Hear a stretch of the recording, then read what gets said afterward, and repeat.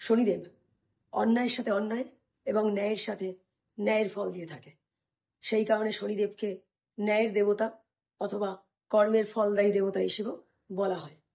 শনিদেব প্রসন্ন হলে আপনার জীবনে উন্নতি, সুখ, স্বাচ্ছন্দ্য বয়ে নিয়ে আসে এবং শনিদেব যদি রুষ্ট হয় তাহলে অর্থ সংকট এবং অত্যাধিক পরিমাণে পীড়া আপনার জীবনে এবং আপনার পরিবারে দিয়ে থাকে।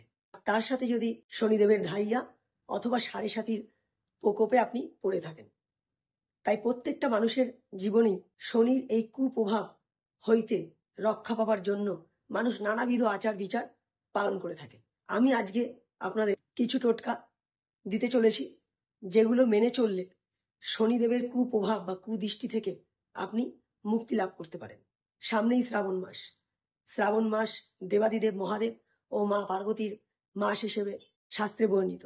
তাই এই শ্রাবণ মাস যদি আপনি মহাদেবের পূজা অর্চনার সাথে সাথে যদি শনিদেবকেও সন্তুষ্ট করতে পারেন, তাহলে আপনার জীবন অত্যাধিক মঙ্গলময় এবং শনিদেবের কুপ্রভাব হইতে আপনি মুক্তি লাভ করবেন।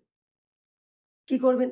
শ্রাবণ মাসের দ্বিতীয় শনিবার সকালবেলা ঘুম থেকে উঠে স্নান করে দেবাদিদেব মহাদেবকে জলাভিষেক করান এবং শিব চল্লিশা পাঠ করুন এবং সন্ধ্যাবেলা সূর্য অস্তের পর অশ্বত্থ গাছের গোড়ায় একটি মাটির প্রদীপ তিলের তেল দিয়ে জ্বালিয়ে দিন এবং সাথে 5 বার অথবা 7 বার আপনি সেই অশ্বত্থ গাছটিকে পরিক্রমা করে নিন। যেহেতু শনিদেব কর্মের দেবতা, কর্ম আপনাকে ভালো রাখতে হবে, তাহলে অত্যাধিক প্রসন্ন হয় শনিদেব, যার সম্পূর্ণ প্রভাব আপনার জীবনে পড়বে। সকলে ভালো থাকবেন। নমস্কার।